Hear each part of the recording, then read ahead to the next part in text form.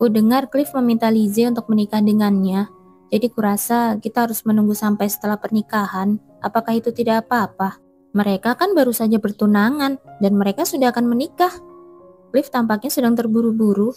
Berita itu datang saat Kilian dan aku bersiap berangkat ke Raizen. Sungguh mengejutkan bahwa pewaris Duke mengumumkan pertunangannya begitu saja dan tanpa banyak kehebohan. Tetapi melangsungkan pernikahan kurang dari 2 bulan kemudian terasa agak terburu-buru. Ya, mungkin itu yang terbaik. Sambil menunggu, untuk sementara waktu kita bisa fokus pada harta warisan. Aku mengatakannya karena aku bersungguh-sungguh. Tetapi Kilian telah memperhatikanku beberapa saat. Lalu tiba-tiba dia muncul di belakangku dan memelukku, menempelkan bibirnya di leherku. Terima kasih atas pengertianmu. Dia berterima kasih padaku untuk sesuatu seperti ini. Sungguh luar biasa dibandingkan sebelumnya. Kamu baik sekali. Kadang-kadang aku khawatir padamu. Kupikir aku pernah mendengar bahwa aku akan dikenal sebagai wanita jahat dari keluarga Ludwig pada suatu hari nanti. Aku menyuruhmu untuk bersikap seperti itu sedikit saja, tapi kamu terlalu berhati-hati. Aku? Jika aku jadi kamu, akan aku tampar wajah Leila Sinclair. Kalian masih kesal dengan kejadian itu, yang sudah hampir 2 bulan berlalu. Kamu menyebarkan rumor-rumor ke lingkungan sosial karena kamu tidak senang dengan tanggapanku. Itu yang kamu lakukan, bukan? Semenjak kembalinya Kon Sinclair dan Leila, tidak ada lagi rumor jahat tentang aku dan Lizzie di lingkungan sosial ibu kota, melainkan rumor mengejek tentang Leila. Rumor yang mengatakan bahwa Leila Sinclair telah mencoba merayu seorang pria yang sudah menikah dan gagal total. Rumor yang sebenarnya tidak sepenuhnya salah. Ya, aku tidak begitu tertarik dengan rumor-rumor sosialita. Jadi mana aku tahu? Bukannya kau sudah tahu rumor-rumorku? Kurasa aku mulai tertarik padamu sejak saat itu. Yang benar. Kami berciuman ringan dan duduk kembali untuk membahas daftar barang-barang yang akan melengkapi kastil di perkebunan itu. Aku merasa gembira, seperti akan menikah dan pindah ke rumah baru. Aku rasa kita sudah memiliki hampir semua perabotan untuk kamar tidur dan ruang tamu. Beberapa di antaranya juga telah dikirim ke Raizen tempo hari. Bagaimana dengan peralatan makan dan tempat lilin? Itu seharusnya hampir sampai juga, tapi hanya dalam jumlah segitu. Apakah itu cukup? Itu sudah lebih dari cukup. Jujur saja, kalau bukan untuk menjamu tamu, aku tidak akan membeli peralatan makan yang sulit dirawat. Aku masih ingat saat tanganku gemetar saat memesan peralatan makan mahal. Kamu tidak menginginkan permadani atau karpet yang mahal. Kamu tidak membeli hiasan. Kamu hanya menggunakan perabotan seminimal mungkin. Bukankah kamu berniat untuk tinggal lama di Raizen? Sudah cukup. Kalau kita butuh yang lain, kita bisa memesannya lagi nanti. Kau membuatku ingin memberimu semua kemewahan. Kilian menggelengkan kepalanya. Ia sempat berdebat denganku tentang segala macam barang. Bahkan sampai memanggil setiap penjual perhiasan ternama di ibu kota. Tapi kalung batu rubi yang dibelikannya untukku waktu itu sudah cukup bagiku. Kepastian bahwa sepotong hatinya akan selalu bersamaku. Itu sudah cukup. Kebahagiaanku bersama Kilian tidak akan ditentukan oleh isi kastil atau jumlah permata yang kumiliki. Setengah tahun kemudian, pernikahan Cliff dan Lizzie dilangsungkan di aula rumah besar Ludwig. Sungguh pernikahan yang megah untuk tokoh utama. Sebenarnya, meskipun tampak megah pada saat itu, semua hal tentang pernikahan Kilian dan aku adalah tentang menjaga semuanya tetap sederhana. Para tamu dari kedua belah pihak sedang dalam suasana hati yang buruk dan resepsi pun berakhir dengan cepat. Namun entah karena Cliff adalah pewaris Duke atau karena mereka adalah tokoh utama dalam cerita asli, pernikahan ini terasa seperti mereka mengambil semua yang mereka bisa dari perbendaharaan dan menuangkannya. Untung saja pernikahanku tidak seperti ini. Menjelang malam, pengantin wanitanya pasti sudah kelelahan. Tetapi Lizzie yang suka menjadi pusat perhatian mungkin sebenarnya menyukai pernikahan ini. Aku tidak tahu apakah hak istimewa itu masih ada meskipun kekuatan penulis telah hilang dan meskipun semua yang telah dilakukannya kepadaku telah terungkap, dia masih kekasih dan pengantin Cliff dan dia belum dihukum untuk itu. Agak tidak adil kalau aku hampir dihukum atas sesuatu yang tidak kulakukan. Tapi kupikir kalau Lizzie mati atau menghilang dan Cliff menjadi penjahat, itu akan jadi sedikit memusingkan untuk Kilian dan aku. Jadi aku memutuskan untuk berpikir positif. Namun bertentangan dengan apa yang aku pikirkan, hubungan Cliff dan Lizzie menjadi sedikit lebih rumit selama setengah tahun terakhir. Lizzie yang telah kehilangan kekuatan sebagai pemeran utama wanita ingin menjadi pusat perhatian seperti halnya Lizzie di cerita asli. Jadi dia mengajukan berbagai tuntutan kepada Cliff yang awalnya menurutinya. Tetapi pada saat pernikahan, Cliff mulai merasa bosan padanya. Aku tidak tahu bagaimana caranya kau menuruti saranku, atau apakah kau pernah menurutinya. Aku tidak keberatan dia berhenti berperan sebagai malaikat, tapi tatapan matanya yang semakin berbisa agak meresahkan. Aku yakin aku bukan satu-satunya yang memperhatikan, tetapi bahkan Duchess yang dulu menganggapnya cantik, jarang bertemu dengannya akhir-akhir ini. Duke bahkan skeptis terhadap pernikahan Cliff dan Lizzie. Tetapi masa lalu saat mereka memberikan Lizzie like of Lauren menahannya. Mungkin sikap Duke itulah yang membuat Cliff terburu-buru menikahinya. Mungkin ini adalah hukuman bagi Lizzie. Aku penasaran apakah dia masih belum menyadari betapa berartinya kehilangan orang-orang yang mencintainya. Kalau Lizzie tidak berubah, dia akan menghabiskan sisa hidupnya menyaksikan kasih sayang orang lain, dan keberuntungan yang dibangunnya atas kasih sayang mereka lenyap seperti debu. Baiklah, Cliff, Lizzie, Duke, dan Duchess bisa hidup sendiri-sendiri dengan baik. Mulai sekarang, yang kupedulikan hanyalah kebahagiaanku sendiri. Ketika aku tengah asyik memikirkan hal itu, Kilian salah memahami ekspresiku saat aku melihat ke sekeliling aula pernikahan dan mengatakan sesuatu yang menakutkan. Jika kamu ingin mengadakan pernikahan lagi, kamu gila. Tidak ada yang gila tentang hal itu. Maaf ya, tapi aku benar-benar kesulitan melewati hari pernikahan kita. Bisakah kau bayangkan mencoba melewati hari dengan sepatu hak tinggi sambil mengenakan gaun yang memperlihatkan payudaramu jika kau membungkuk sedikit saja? Aku berkeringat dingin hanya dengan mengucapkan kata-kata itu. Kupikir kau suka berpakaian seperti itu saat itu. Sudah kubilang, semua yang pernah kulakukan hingga pantas dikritik itu diperintahkan oleh dia yang namanya tidak ingin kusebutkan. Kupikir tulang belakangku akan patah di hari pernikahan kita. Mendengar nada kesal dalam suaraku, Kilian mulai terkikik. Tepat pada saat itu, para tamu mulai berdatangan. Kilian dan aku berdiri di pintu masuk bersama Duke dan Duchess untuk menyambut mereka. Ya ampun, Nona Edith. Oh tidak, Anda sekarang adalah Kontes Raisin, bukan? Saya terlambat, tetapi saya dengar Anda telah melalui banyak hal. Seorang wanita tua yang tak kukenal menggenggam kedua tanganku dengan nyaman. Rumor tentang Leila bukan satu-satunya yang beredar di masyarakat. Cerita bahwa aku tidak lagi disukai keluarga ketika berusaha menghentikan rencana pengkhianatan Konrigelhof, dan bahwa aku menderita perlakuan buruk karenanya telah merebut simpati banyak orang. Terima kasih atas perhatian Anda, Nyonya. Saya baik-baik saja sekarang, berkat perawatan yang baik dari Kilian dan mertua saya. Saya harap Anda bersenang-senang hari ini. Aku tersenyum cerah dan mempersilakannya masuk ke aula pernikahan. Aku tidak yakin berapa kali lagi aku harus melakukan salam ini, tetapi itu adalah tugasku. Jadi aku akan berusaha sebaik mungkin sampai otot-otot wajahku lumpuh. Tetap saja, aku tidak yakin kalau sebelumnya suasana seramai ini akan pernah ada. Apakah karena aliran aslinya sudah hilang?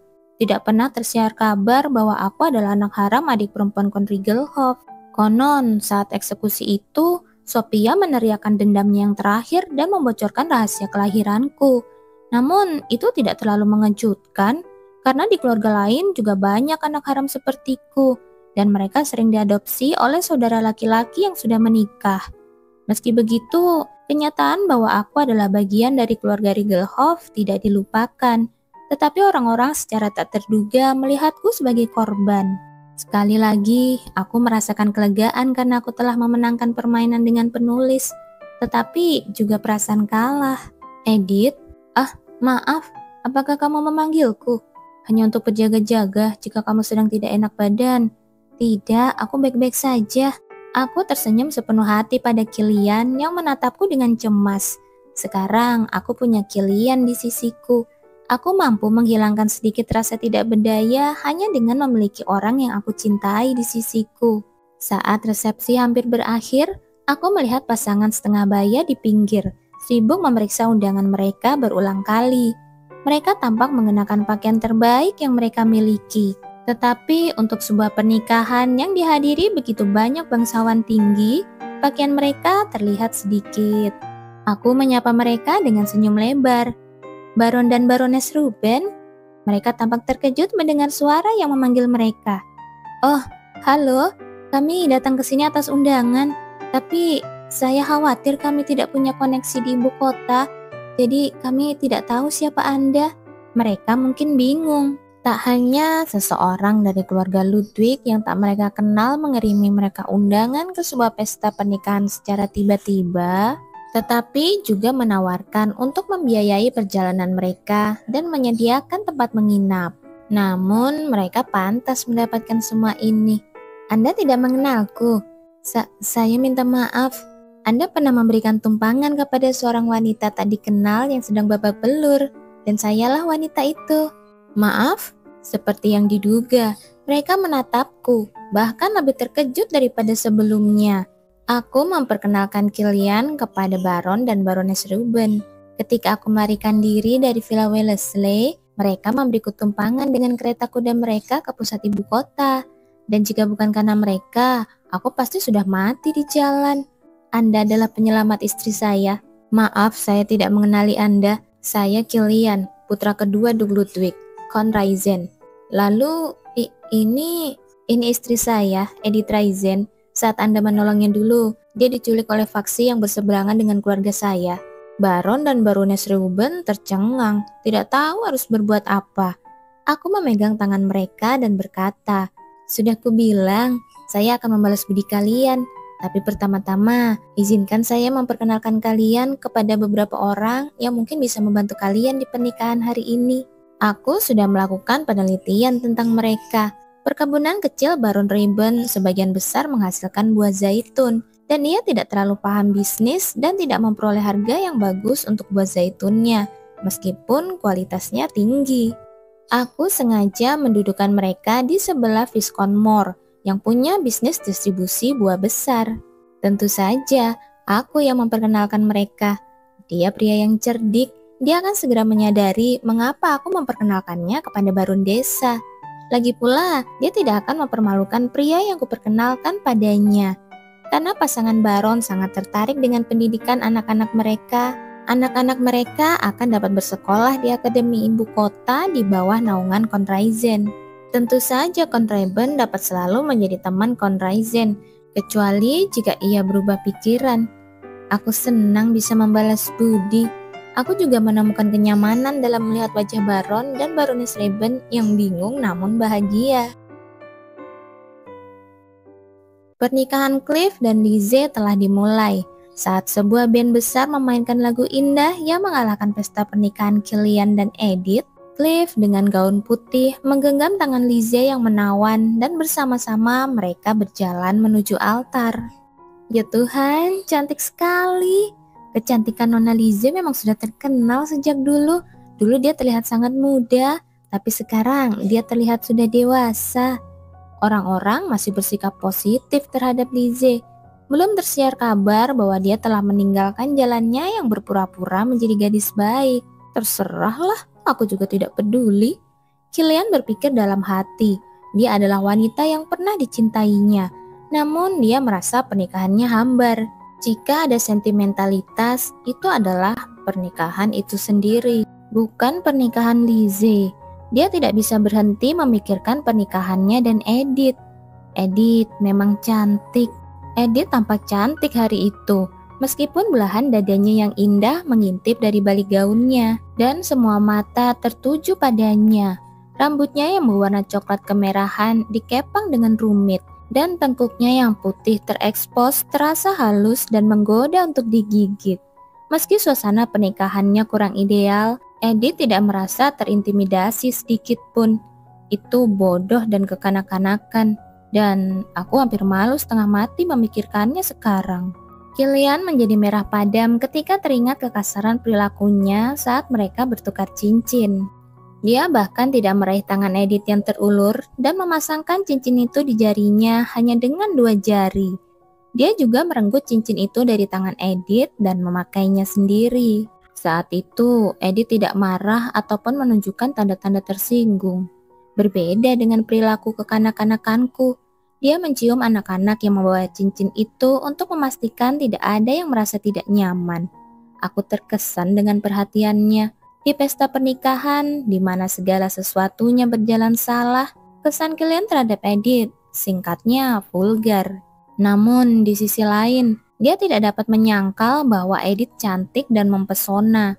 Membayangkan kengerian ketika dia dipaksa memasuki kamar pengantin atas desakan Lizzie. Dia tidak melihat apa-apa selain tempat tidur kosong dan gaun yang terlihat seperti telah dibuang oleh seorang pengantin. Dan ketika ia mengikuti kumpulan asap di balik tirai, nafasnya tercekat di tenggorokan. Pemandangan Edith yang telanjang dan tertidur dalam bak mandi besar menyulut nafsunya yang terpendam. "Kenapa kamu tersenyum seperti itu?" Edith menyodok sisi tubuhnya. Dia tersenyum sendiri, mengingat bagaimana Edith yang sedang mandi mengejeknya. Bertanya padanya apakah dia akan tidur dengannya di kamar ini. Upacara pendeta berlangsung membosankan. Edith pasti telah mengusik Kilian karena kebosanannya. Aku baru sadar betapa bodohnya aku. "Apa maksudmu?" Tidak ada apa-apa." Kilian mencium sudut mata Edith yang melotot ke arahnya. "Sebelum kami menikah, aku mendengar rumor bahwa Edith pernah membanggakan pernikahannya denganku. Jadi wajar saja kalau aku berpikir dia punya banyak hal yang dinanti-nantikan dan dia menyukaiku.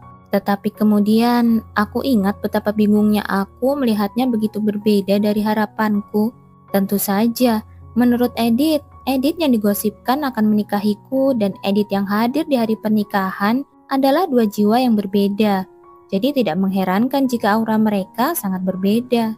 Tetapi jika aku benar-benar tidak tertarik pada Edith, aku tidak akan peduli bagaimana dia nantinya. Saat itu, aku sudah jatuh cinta pada Edith. Dan dalam hal itu, aku ingin percaya bahwa aku berbeda dari pria lain. Aku bodoh, kekanak-kanakan, dan sombong. Aku harap aku berbicara lebih serius padanya saat itu. Kurasa aku sudah menyakitinya terlalu banyak selama bertahun-tahun. Untuk gadis semanis dia. Kilian mendesah panjang saat melihat Edith merayakan pernikahan wanita yang telah mencoba menyakitinya. Jika dia ditinggalkan sendirian, dia mungkin akan berpura-pura kuat dan melampiaskan amarahnya kepada orang lain. Tapi tidak kali ini, aku yang akan melindunginya. Edith selalu mengangkat dagunya, menantang dan mengatakan apa yang ingin dia katakan. Namun pada akhirnya, Edith jugalah yang memelukku. "Lizzie sangat cantik hari ini. Kamu lebih cantik." Sambil mendekatkan wajahnya ke telinga Edith yang sedang bertepuk tangan, Kilian berpura-pura menjawab, lalu mencium daun telinga kecil lucu itu dan menggigit-gigitnya. Telinga adalah titik lemah Edith. "Ah, Kilian!" Hanya melihat Edith bergidik membuat Kilian meneteskan air liur. "Berapa lama pernikahannya akan berlangsung?" "Aku tidak tahu, tapi resepsinya akan berlangsung sampai tengah malam." "Sialan." Edith menyeringai mendengar umpatan rendah Kilian. "Tahukah kamu betapa bersemangatnya seorang pengantin untuk segera melepas gaun beratnya? Apakah hanya aku yang tidak bisa membuatmu menanggalkan pakaianmu saat ini?" Sambil meringis mendengar bisikan cabul dari suara Kilian, Edith melirik Kilian dengan nada main-main dan menampar lengannya. Lalu dia berbisik di telinganya, "Setelah makan siang, kita bisa menghilang selama 1 jam dan tidak akan ada yang tahu." Senang mendengarnya. "Kamarmu atau kamarku? Atau bahkan di lantai 3 yang tidak ada orangnya?" "Hah? Benarkah? Kau akan menyiksaku. Ingat pemakaman kakekmu, Kilian. Oh, giliran kita bertepuk tangan." Kilian dan Edith bertepuk tangan bersama yang lain. Kembali memasang wajah berwibawa layaknya seorang bangsawan. Tetapi di dalam, mereka seperti sepasang pengantin baru yang mabuk cinta.